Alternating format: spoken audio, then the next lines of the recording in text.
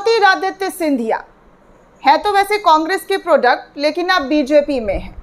Bharatiya Janata party में जाने के बाद उन्हें मंत्री पद मिला, अब वो उड्डयन मंत्री हैं और उनकी जितनी भी तारीफ की जाए उतनी कम है, क्योंकि भारतीय जनता पार्टी के लिए परिवारवाद का जो मतलब है वो सिंधिया नहीं है। परिवारवाद का मतलब है राहुल गांधी, प्रियंका गांधी और जो कांग्रेस में है वो सब।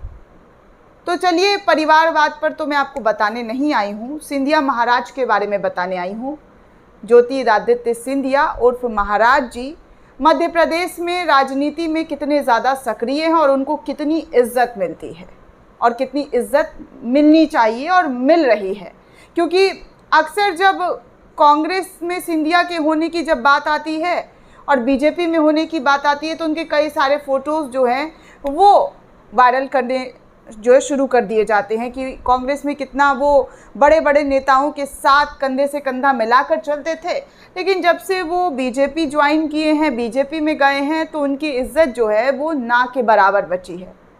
कभी तो पीछे रहते हैं, कभी चप्पल उठाते हैं, तो कभी ये तो कभी वो, ऐसी तमाम वीडियो आती रहती है। लेकिन इन दिनों मध्य प्रदेश में चुनाव है और चुनाव को मद्देनज़र रखते हुए तमाम मध्य प्रदेश के नेताओं को भारतीय जनता पार्टी की तरफ से आदेश दिया गया है कि जनता से बात कीजिए, जनसंवाद कीजिए, जनता को भरोसा दिलाइए कि वो आप उनके साथ हैं, आप उनके लिए काम करते हैं। तो ऐसे ही जनसभा, जन यात्रा, फलाना ढिमकाना यात्रा निकल रही है, मंचों को भी साझा किया जा रहा है। लेकिन एक और वीडियो ज्योतिरादित्य सिंधिया जी की सामने आई है जहाँ पर उनको लेकर कहा जा रहा है, या नहीं दोस्तों, आप खुद पहले देखिए और ख़ुद डिसाइड कीजिए कि जो कहा जा रहा है वो कितना सही है और कितना गलत है। क्योंकि एक बीजेपी की तरफ से एक जो है कोई प्रोग्राम था, मंच था, तो यहाँ पर जो है उनको किस तरीके से धक्का मारकर मंच पर चढ़ाया जा रहा है ये आप देख सकते हैं। मुझे तो हंसी भी आ रही है दोस्तों, लेकिन हंसने वाली बात नहीं है। इतने बड़े मंत्री हैं, कायदे से आते तो मतलब स्टेज पर चढ़ना ही था तो सीढ़ियों से जाकर चढ़ सकते थे, लेकिन यहाँ पर उनको कैसे धक्का देकर ऊपर चढ़ाया जा रहा है, ये वीडियो उनका वायरल हो रहा है। रितु चौधरी जो है वो इस वीडियो को शेयर कर रही हैं, कांग्रेस की नेता हैं, और लिखती हैं कि सिंधिया जी भाजपा में इज्जत पाते हुए। तो इनको लेकर बार बार यही कहा जाता है कि इनकी इज्जत जो है भाजपा में अब कुछ बची नहीं है।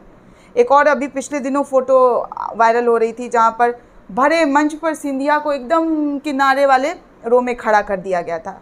शिवराज सिंह, तमाम बीजेपी के कद्दावर नेता नज़र आ रहे थे, सिवाय सिंधिया साहब को छोड़कर, महाराज जी को, क्योंकि उनको एकदम साइड में कर दिया गया था। साइड वाला जो फ़ोटो है उनका नज़र आ रहा था। तो कहा जाता था कि देखिए, कांग्रेस में थे तो कितना मान सम्मान, कितनी इज्जत मिल रही थी, लेकिन कुछ सीट के लिए जो अपना गिरेबान और ज़मीर बेचकर दूसरी पार्टी में चले गए हैं, तो वहाँ पर ऐसा कांग्रेस की तरफ से आरोप लगता है। और जो उनके हेटर्स हैं वो इस तरीके की बात करते हैं कि ज़मीर बेचने के बाद उनका ज़मीर जो है बीजेपी में और गिर चुका है, क्योंकि लोग उनको साइड करते हुए नज़र आ रहे हैं।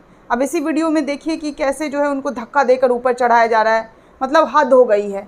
आप मंत्री हैं भाई, उड्डयन मंत्री, और आपकी इज़्ज़त ऐसी हो रही है कि आपके समर्थक जो हैं, आपके जो बाउंसर्स हैं, गार्ड्स हैं, बॉडी गार्ड्स हैं, वो आपको धक्का दे करके ऊपर चढ़ा रहे हैं।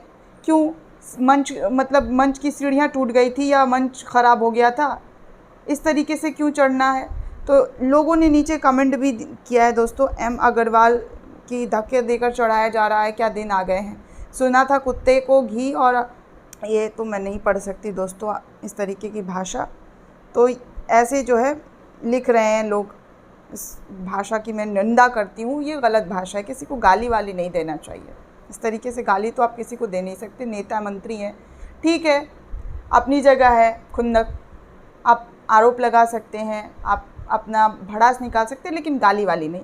डॉक्टर प्रशांत सिंह लिखते हैं, अब सही है, यही डिज़र्व करते हैं, और भी खातिरदारी होगी, चुनाव नतीजे आने वाले हैं, आने दीजिए चुनाव नतीजे, उसके बाद आपको पता चलेगा।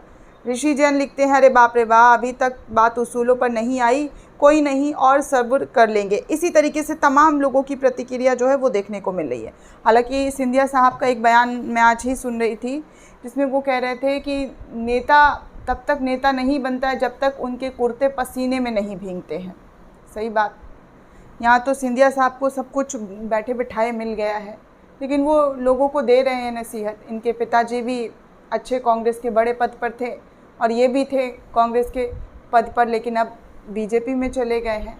तो अच्छी बात है, ज्ञान सबको देना चाहिए। वैसे ही ज्ञान सिंधिया साहब दे रहे हैं, लेकिन बीजेपी में उनको लेकर कितनी आरती उतारी जा रही है, उनका कितना मान सम्मान किया जा रहा है, आप इस छोटे से क्लिप को देखकर समझ सकते हैं। दोस्तों, इस पूरे रिपोर्ट को लेकर आप क्या सोचते हैं, आपकी क्या राय है, हमें कमेंट करके ज़रूर बताइएगा। साथ ही साथ चैनल को सब्सक्राइब करना बिल्कुल भी ना भूलें।